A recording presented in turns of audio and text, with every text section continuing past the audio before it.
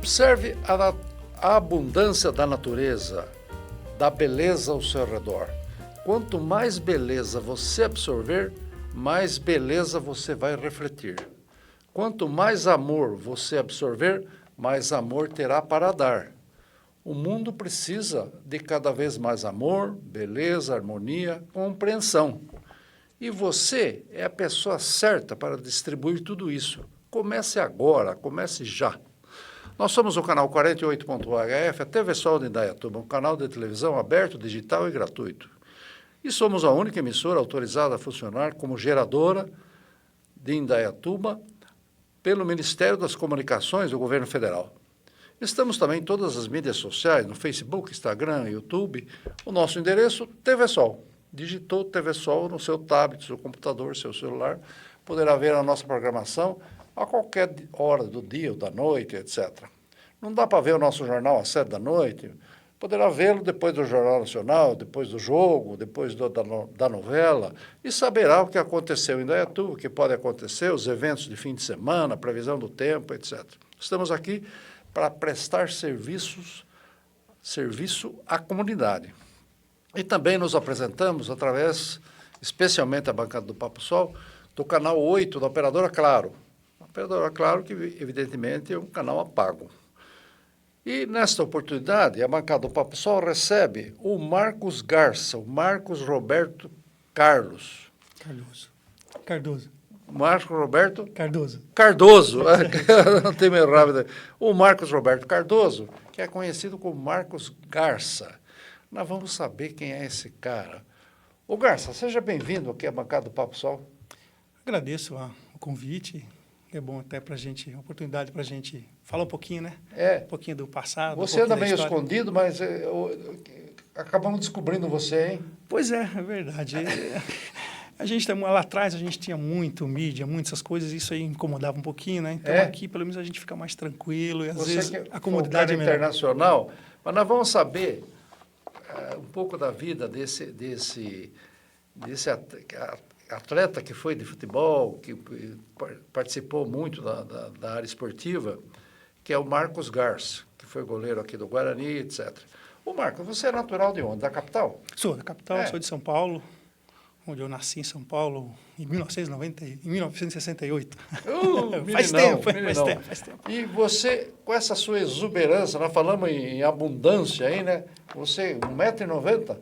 Exato. Para um goleiro. 1,90 m? Exato. Para um goleiro, até porque hoje para o goleiro já até são considerados pequenos, né? Os goleiros hoje são até maiores. O goleiro, só que é goleiro Exato. Comprido mesmo, São grandes. Hoje, mas você, quando ia na escola, quando era já moleque, você já gostava de uma pelada lá em São Paulo? Bom, segundo minha mãe, quando eu estava na barriga dela, quando eu via uma bola, eu já se mexia. Já começava a chutar? Então, é isso aí. Eu tenho e que região você é da capital? Eu sou no início de São Paulo, ali, a região de Pirituba. Região de Pirituba, isso, zona norte de São Paulo. Isso ali, exatamente. Chegando para São Paulo, à esquerda. Isso, exatamente. Perfeito. De Pirituba para o mundo. E aí você já participava das peladas, da escola jogava, nunca pensou em ser cantor, não? Não era o meu forte. Não era o forte mesmo, era mexer. Era esportes no geral. Esportes. Né? Eu joguei vôlei, joguei basquete. Você pensou em jogar basquete também? Joguei muito bem até. Eu era um bom jogador de basquete na escola. Fui campeão das Olimpíadas, né? Campeões de torneios de escolas. Então, eu era muito bom jogador de basquete. Joguei vôlei também no Clube de Regatas Tietê, em São Paulo. Clube de Regatas Tietê. Eu sempre fui que é ali na Marginal. Na Marginal, eu cheguei a jogar um pouquinho.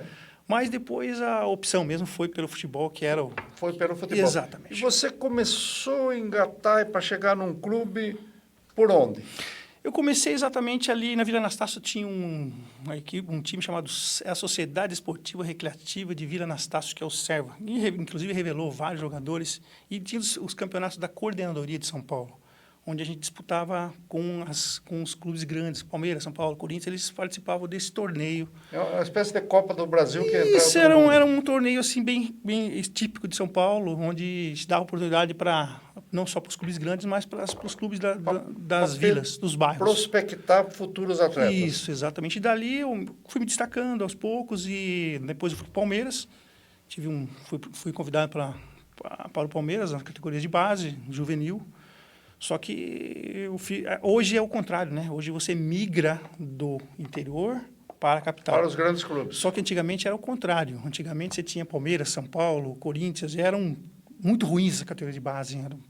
Então, o pessoal achava que esse negócio de treinar a molecada e formar os atletas é coisa do interior. Não, eles queriam pegar prontos. Pegar pronto. E vinham no interior buscar. Perfeito. Então, o interior era a fábrica. Então, eu vim para a fábrica. Agora eles descobriram do tempo para cá que a fábrica que rende, né? Exatamente. Então, fatura. era o inverso. Então, do Palmeiras, eu vim para o Guarani de Campinas, onde eu fiquei por 10 anos, aí onde me tornei ídolo no Guarani, boas passagens. Agora, fala foi uma nisso. coisa. Você sempre jogou no gol? Ou no começo você experimentou outras... Essa é uma pergunta que sempre é feita para todo mundo. Isso é uma pergunta que eu estou tanto acostumado a responder. Realmente, aí o pessoal fala, você joga no gol porque você é ruim na linha. Todo mundo fala isso. Você é grosso, então você vai pro gol. Não, mas no meu caso, até que eu jogava bem, na linha também. Habilidade. Tinha. Que nem eu, eu sempre fui assim, muito integrado ao esporte. Então, eu fazia de tudo, eu jogava tudo. Entendeu? Eu jogava na linha, jogava no gol, jogava tudo. Eu era um bom atacante, grande... Já na zagueira, um bom zagueiro também. Cabeceava bem. Exato. Então, só que aí, um dia, num determinado ponto, precisou de goleiro. Eu vou.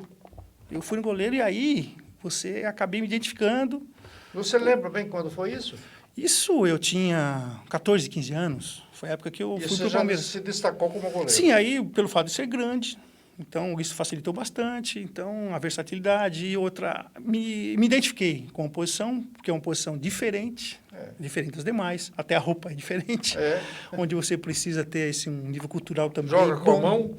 Não só com a mão, como você também está vendo tudo de frente. Então, você tem o dever de organização, de organizar, de ser o braço direito do técnico. Então, se você perceber, os grandes treinadores, a maioria são defensores. Dificilmente você vê um treinador que é atacante. Pode perceber, repara, os treinadores de futebol, a maioria deles são defensores ou até goleiros. Emerson Leão foi meu treinador, um exemplo disso. Rogério Ceni é um exemplo disso. O Filipão era zagueiro. Você pode ver que são as pessoas que estavam ali de trás.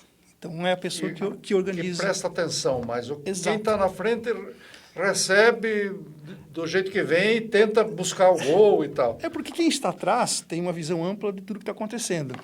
Na distribuição da jogada, exatamente. Tal, na formatação da jogada. Na formatação, inclusive até na organização. Pelo fato na organização do time. Isso. Então, você é praticamente o braço direito do técnico. Porque o técnico lá do banco, ele não consegue passar as informações no estádio com... Hoje menos, mas eu joguei com 40, 50 mil pessoas dentro do campo. Então, a mensagem realmente não chega. Então, alguém tem que passar. Então, normalmente, quem faz isso é o goleiro. Olha que bacana. E o goleiro, na verdade, são 10% dos atletas, porque você tem 11 e o goleiro é um só, né? Então, e os outros são todos... Mas é uma peça fundamental. É uma peça importantíssima, isso, né? Importantíssima. Tanto que os goleiros... Porque os goleiros parece que ficam mais no clube do que outras posições, não é? Exato, o treinamento... Você pega o goleiro do Palmeiras, fica anos e anos. Pega o goleiro do Corinthians, por exemplo, agora acabou de sair lá o Cássio, né? Quanto tempo ficou no Corinthians? Mas é assim mesmo, o goleiro ele se estabelece, né? Ele se acomoda, né? Não é questão de se acomodar, é que é difícil você se encaixar dentro de uma filosofia de um clube. Não é fácil. Quando acerta, fica... E a camisa é muito pesada. A camisa Eu me lembro no passado, você é menino, talvez não lembra bem, quando o Gilmar, que era goleiro do Corinthians, foi para o Santos, foi campeão mundial, etc., né? Aquilo foi uma revolução. Como que o Gilmar, que é goleiro do Corinthians, Gilmar dos Santos Neves, é goleiro do Corinthians, vai jogar justo com o Santos, com o Pelé? Aí que acabou com o Corinthians de vez por um tempo. Mas antigamente tinha esse lado, né? Que você era uma propriedade do clube. Então, normalmente você se estabelecia dentro do clube e não saía. Você criava raízes, porque você era um funcionário do clube. O clube só te vende. Se você só ia, se o clube deixasse você ir. Não é que nem hoje. Hoje o jogador ele não tem muita... Hoje ele não tem muito vínculo, assim, vínculo mais de emoção e de camisa com o clube. Hoje é muito financeiro. O financeiro pesa muito. Exato. Claro. Então, eu, por exemplo, eu fiquei 10 anos no Guarani. Fiquei 10 anos. Eu saí do Guarani porque eu fui vendido. Fui vendido. Na verdade, não é porque eu quis sair, eu fui vendido. Você foi negociado. Foi negociado. Foi um negócio bom para o clube e bom para mim E também. também passa muito na cabeça do atleta o seguinte, que a carreira, vamos dizer, a carreira de um atleta como você não é tão longa, não é como você trabalhar numa indústria ou ser diretor de alguma coisa, você fica 30, 40 anos. O atleta, quanto ele tem de vida útil? Sim, sem dúvida. A carreira muito menos, curta, né? e muito sujeita a interrupções. Bem contusões, exato. etc. Eu mesmo tive uma carreira interrompida quando eu tinha 32 anos. Eu tive uma lesão no joelho que interrompeu minha carreira. Isso poderia ter acontecido antes, porque como a gente vê muitas vezes. Então, é um período curto onde você tem que buscar, obviamente, sempre o melhor, né? Perfeito. Feita essa primeira apresentação, daqui a pouco nós vamos falar da sequência da carreira do nosso ilustre convidado, Marcos Garça, e também da sua chegada em Indaiatuba. O que ele anda fazendo por aqui? Até já. Você está assistindo o programa Papo Sol com José Carlos Tonin.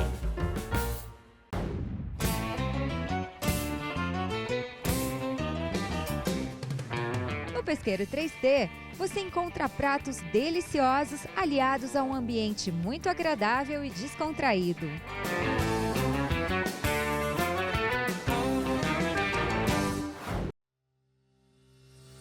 Olá pessoal, eu sou Maurício Baroni, presidente do consórcio Consimares, consórcio da região metropolitana de Campinas, que ajuda os municípios a fazerem a gestão, manejo e destinação correta dos resíduos sólidos. Você sabia que pelo menos 30% de todo o lixo que produzimos e vão para os aterros sanitários poderiam ser reaproveitados, mas apenas 3% desse total são reciclados? É preciso a união urgente do poder público, empresas, entidades e da população. O Consimares convida você a fazer a sua parte, com essa atitude simples no seu dia a dia.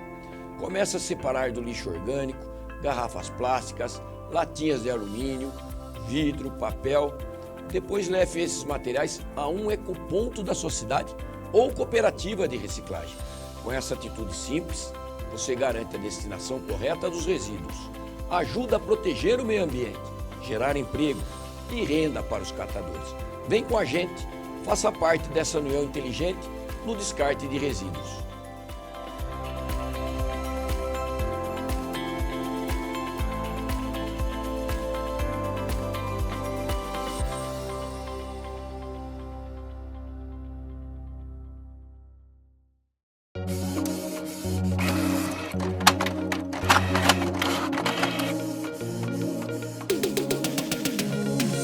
A Potter Cia faz cópias em diversos formatos, desde RG até plotagens de projetos arquitetônicos e industriais.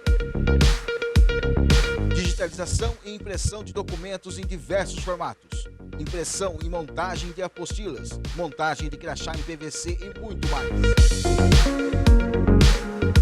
Potter Cia, a mais completa da cidade, fica na rua Pedro de Toledo, 159, no centro.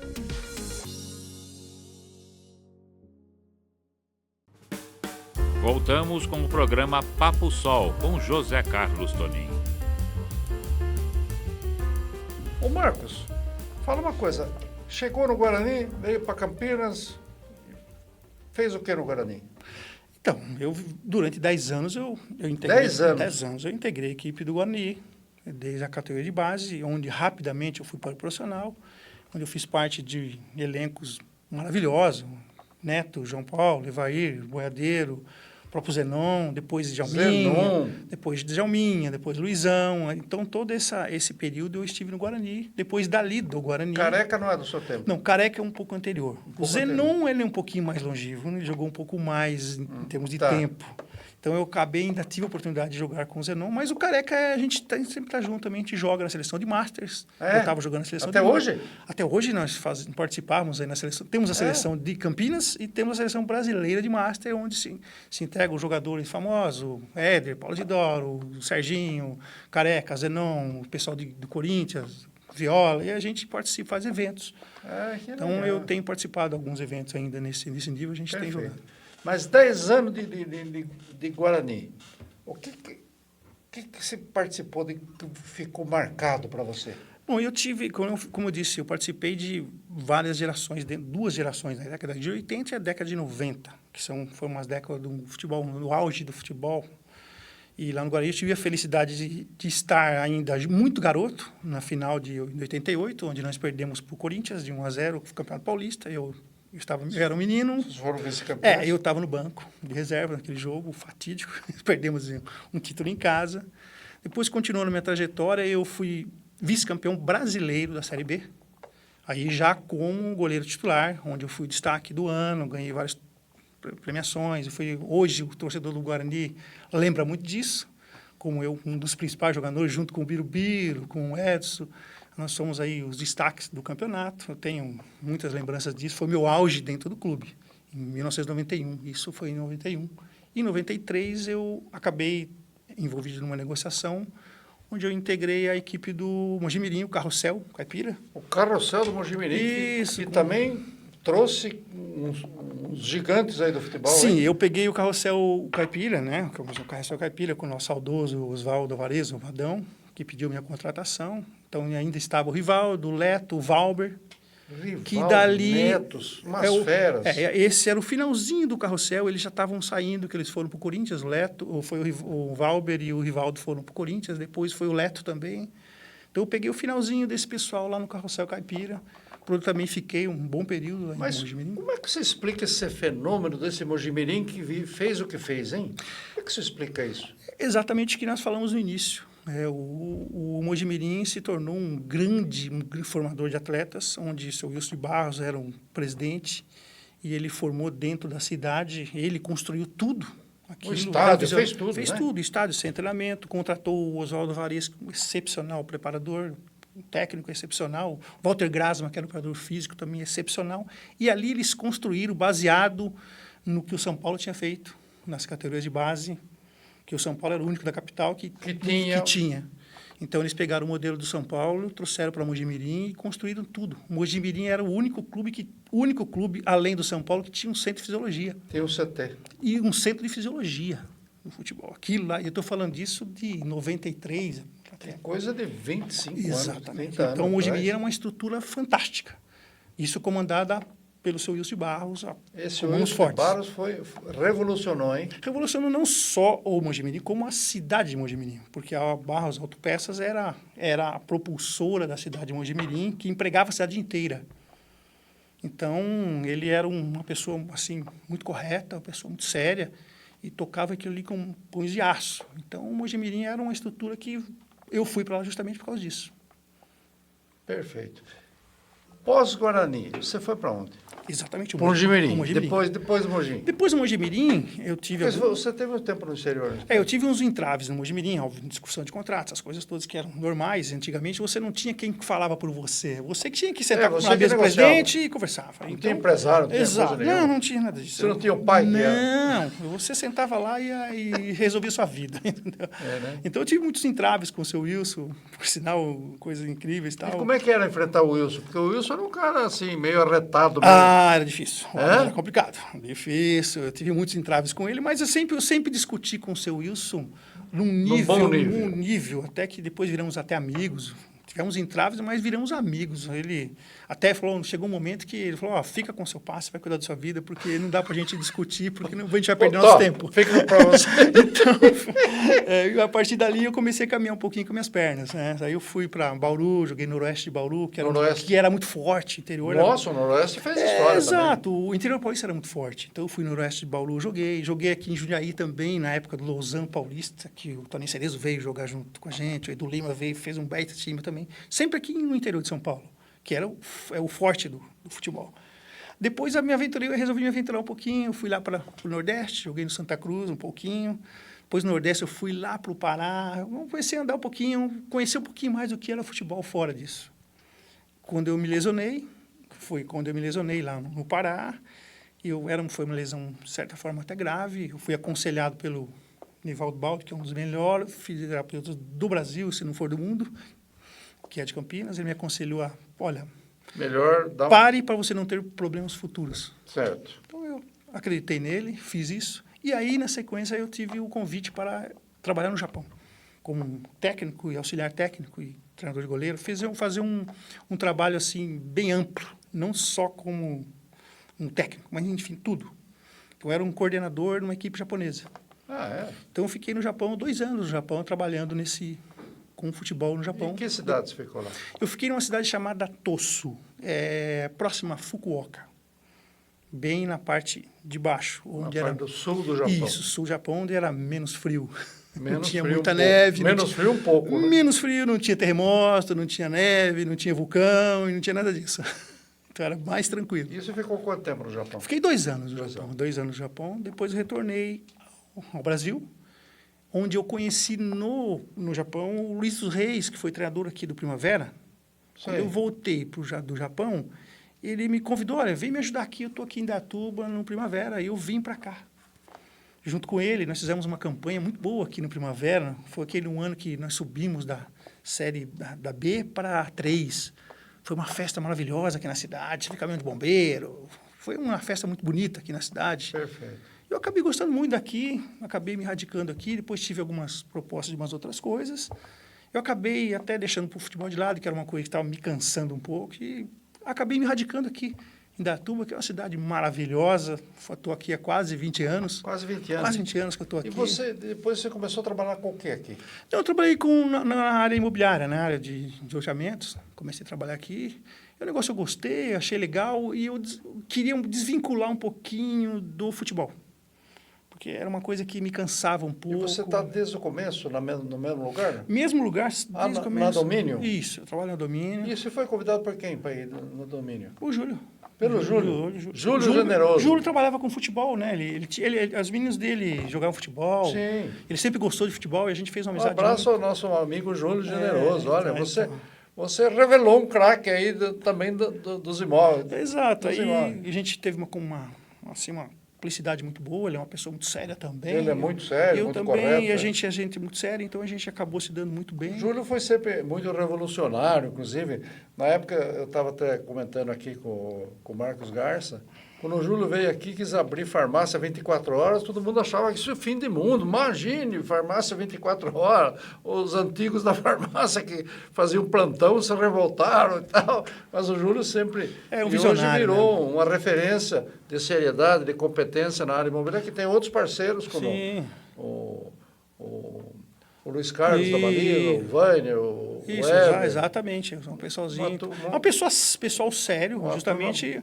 Eu sempre fui uma pessoa muito séria. Se você for levantar aí dentro do meu histórico, dentro da minha área, eu sempre fui uma pessoa muito séria, muito respeitada. Então, as pessoas sérias, elas sempre se conectam com pessoas sérias. Então, é por isso que a gente está há 20 anos juntos. Fala uma coisa. E o nosso futebol de hoje, hein? Me entristece muito. Por quê? Basicamente, eu nem assisto muito jogo de futebol, porque eu acho que o futebol virou uma situação hoje que ficou muito difícil de você assistir. Virou uma coisa muito comercial. Ficou muito burocrático. Assim, o próprio jogo ficou muito burocrático, aquele negócio de tocar do lado. Nós tivemos um problema muito sério, que eu costumo colocar, foi o 7-1. Sim. A partir do 7-1, tudo que foi feito para trás não serviu. E você acabou se espelhando, pegou tudo que os caras faziam lá fora, que não são características nossas. Então, acabou querendo se copiar aquilo que estava sendo feito. A criatividade do brasileiro não existe mais. Então, acabou se podando tudo isso, se espelhando numa situação que existe lá fora. E aí, acabou criando esse futebol feio que se joga hoje. É um futebol feio, um futebol pobre. 1-0, 1-1, 2-1. E as circunstâncias dos grandes jogadores também que se formam aqui hoje, eles nem ficam aqui, já vão embora. Quer dizer, não completa 18 anos, já está Não, já está fora. Então, e aí ficou um futebol meio esquisito. Essas mudanças também que vêm ocorrendo, esses negócios de VAR, essas coisas todas, tornou o futebol chato. Eu não gosto. O futebol brasileiro, para você ver, os atletas também são viciados, são os vícios. Você assiste um jogo da Euro, por exemplo, ou um jogo da Liga, de outras ligas europeias, o jogador cai no chão e já levanta. Aqui não, o cara cai no chão, fica de uma hora rolando. Você não pode encostar no cara que ele machuca. Então isso fica ruim. Fez assim, colocou um ventinho na cara do Isso, outro. e já cai já aquele cai. drama. A minha esposa às vezes assiste jogo, assiste um pouquinho de jogo. Nossa, ele se machucou. Eu falei, mas não aconteceu nada. Mas ele tá rolando. Eu falei, não aconteceu nada. O cara às Ele vezes já- cai fora do campo e vem enrolando dentro do campo Então, para parar o jogo. Então, é uma coisa cultural que torna o futebol chato. Esse VAR, que no entendimento, aqui ele é extremamente mal aplicado. Nessa Olimpíada, que nem para a Olimpíada fomos, o que você acha? Pois é fruto justamente de uma gestão mal feita. Nós temos uma CBF omissa, nós temos uma CBF que só tem interesse Porque financeiro. a nossa estrutura física dos estados hoje é uma coisa boa, né? Sim, melhorou muito os estádios, muito, os estádios, né? as grandes arenas, o mesmo próprio CV, o próprio interior aqui de São Paulo, nós temos as equipes menores muito bem estruturadas. Se você for para o Nordeste, os times também estão Também muito estruturados, com arrumadinho. treinamentos, com coisas boas. Enfim, o problema é tudo gestão. A questão é gestão. Porque se matou o interior, se matou as coisas pequenas. Hoje se dá tudo para os grandes. Então, você vê, os outros... Então, hoje, você, na sua opinião, a parte financeira, a parte econômica do negócio se sobrepõe ao próprio, a própria magia do que foi o Sim. futebol. Tanto que você perceber hoje, os protagonistas, que antigamente eram os atletas, hoje os protagonistas são outros. Se você analisar friamente, você tem empresário que é protagonista. Você tem CEO de diretores de futebol que são mais conhecidos que o atleta. Você tem um VAR que... Você tem discussões na rua, você fala de futebol na rua, você fala, pô, você viu que o VAR não fez isso, o VAR não fez aquilo. Então, os protagonistas mudaram. O VAR virou o charme do negócio. Então, o protagonismo saiu dos atletas. O protagonismo está em outras coisas. Então, ficou chato. Realmente, eu fico triste de ver isso. Eu assisto pouco. Futebol eu assisto muito pouco. Olha que coisa, hein? Olha que história interessante. Quer dizer, alguém que lá de trás sonhou, participou, começou do nada, foi para o mundo, etc., de repente está meio desencantado, é isso? Porque, veja bem, vamos fazer assim uma comparação.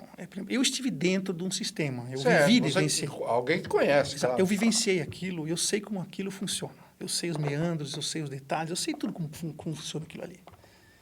Ao contrário das pessoas que estão de fora, elas têm uma visão totalmente diferente do que da realidade. Então, eu sei da realidade, eu sei do que acontece ali dentro. Então, hoje eu vejo de uma outra forma. Porque, poxa, não é possível as coisas acontecerem como acontece hoje. Então, se sobressaem interesses muito grandes. Já tinha naquela época ainda alguns interesses, sempre teve. Mas hoje é uma coisa muito evidenciada, uma coisa muito descarada, o interesse em você beneficiar A ou B. Então, é complicado. Então, a gente fica meio descrente de algumas situações e isso aí não é chato, eu não gosto muito disso. Então, por isso que eu evito um pouquinho, saio um pouco fora e não fico muito... E o conjunto dos acontecimentos aí de outros esportes? Olimpíada, por exemplo, como é que você está vendo? O Brasil ele apoia muito pouco o atleta, né? Eu morei no Japão, por 2 anos, eu fui para a Europa. O Japão está quase na liderança das medalhas. Sim, então eu morei no Japão, tive em muitos outros países também, passei por muitos outros países, onde que você vê como são as coisas, como as coisas são feitas. Os atletas brasileiros, eles são verdadeiros heróis, esses que estão nas Olimpíadas hoje. Eles não têm apoio nenhum. Eles buscam a cara e coragem. A cara e coragem, a iniciativa privada, os amigos que ajudam. Porque se você for depender de alguma coisa dos governantes, você não tem nada. Então, é difícil você buscar alguma coisa contra um outro que tem tudo e você não tem nada. Esses dias me falaram aí, o Marco, de se criar uma lei Rouanet para o esporte, para os esportes olímpicos. Exemplo do que essa lei Rouanet, você sabe que aproveita um pouco do imposto de renda que as empresas pagam para os artistas. Agora, quem faz futebol também não é um artista? Olha, eu não quero entrar muito no mérito da questão política, porque essa lei, eu entendo e vejo essa lei Rouanet, no caso, ela beneficia quem não é para ser beneficiado. Ela beneficia aqueles grandes artistas que não precisam, enquanto os outros que precisam estão ao léu. E se você fizer uma lei Rouanet para o futebol, adivinha quem vão ser os beneficiados? Aqueles que não vão ser, não precisam ser beneficiados. Aqueles que vão estar na prateleira de cima. Exatamente, aquele que realmente vai precisar da Lei Rouanet não vai ser Não vai atendido. ter. Então, infelizmente, a gente vive num país que as coisas não funcionam como deveriam funciona. funcionar. Não tem o equilíbrio que devia Não ter. tem, por exemplo. Você vê, eu vejo muitos, eu andei esse país inteiro, pô, de norte a sul do país. Então, eu vi muita coisa. Eu vi muitos artistas, você acabou de tocar na área artística. Poxa, essa menina Joelma aí do Calypso, porra, eu comprei um pacote desse tamanho de CDs da mão dela, depois do show ela veio vender para mim, eu não tinha condições nenhuma. Ela fazia o show e ia vender para ajudar Ela a mesma volta. ia vender. Ela e o Chimbinha venderam. Então você vê aí onde está a Lei Rouanet? Por que não ajudou, ninguém ajudou a alavancar uma carreira dessa? E outros muitos, que eu tive a oportunidade de ajudar muita gente no momento que eu estava em evidência. Uma condição boa. Como você tinha, não, aliás, não é nem condição, o fato de você estar em evidência, Sim, você tem atrai prestígio, você tem situações. prestígio. Então você conhece algum, você conhece outro, Sim. você conhece outro, então você indica para lá. E eu ajudei muita gente nesse sentido, de artistas que estavam começando que não tinha condições nenhuma e você faz uma indicação, tem um cara ali que ele toca bem. Eu tive muita amizade com o Chitão, Choró, eram meus amigos da época do Guarani. A gente indica para um, indica para outro, o empresário dele, tem um carinha aqui que canta bem. Então a gente procura ajudar. Ao passo que isso... Vai fazer um evento, vai fazer uma festa do piano, vamos levar o cara lá. Exato. Ao passo que, por exemplo, a lei poderia ter algum mecanismo de poder ajudar quem precisa. Prestigiar um pouco mais. Aí Né? você vê os grandes artistas que não E precisam... Indaiatuba, tudo de bom? Tudo de bom, cidade maravilhosa, É. cidade que eu não saio daqui por nada. Nada. Não, conheço o mundo, posso dizer para você. Conheço a África, conheço a Ásia, conheço a Europa, o Brasil de ponta a ponta, mas aqui eu me estabeleci, olha, daqui dificilmente eu saio. Tá tranquilo. Muito. O Marcão, Marcos Garça, olha para aquela câmera do meio e deixa uma mensagem final para Indaiatuba e a região. Em primeiro lugar, dizer que quem não conhece, venha conhecer nossa cidade, uma cidade próspera, uma cidade maravilhosa, que acolhe e recebe todo mundo. E a gente fica muito feliz de estar aqui. Façam como eu venho e fiquem. Que legal. Esse foi o Marcos Roberto Cardoso, o Marcos Garça, goleiro do Guarani, atleta que conheceu o mundo, que teve a oportunidade de ir para o Mojimirim, no tempo que o Mojimirim era aquele clube emergente do interior, que deu muita lição para os grandes clubes, que até ensinou os grandes clubes a ter categorias de base, etc. E como diz ele no começo, lá atrás, os grandes clubes esperavam que o interior fornecesse mão de obra para eles. Agora não, agora já estão formando, porque hoje a questão econômica pesa muito. Então, o atleta está ameaçando jogar, não fez nem 18 anos ainda, já está no Barcelona, já está na Inglaterra, etc.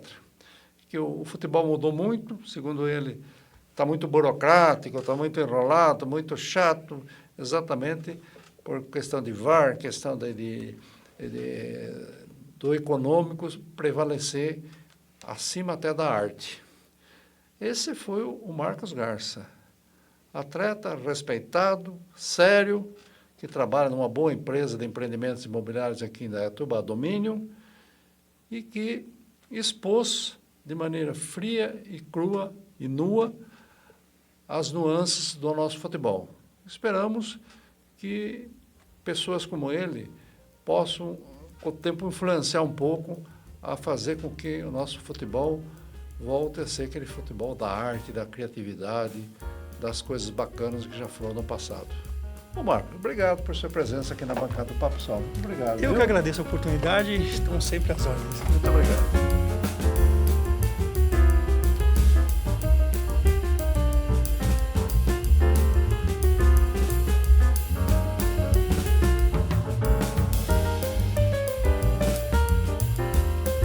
Chegamos ao fim de mais um programa Papo Sol, apresentado por José Carlos Toninho.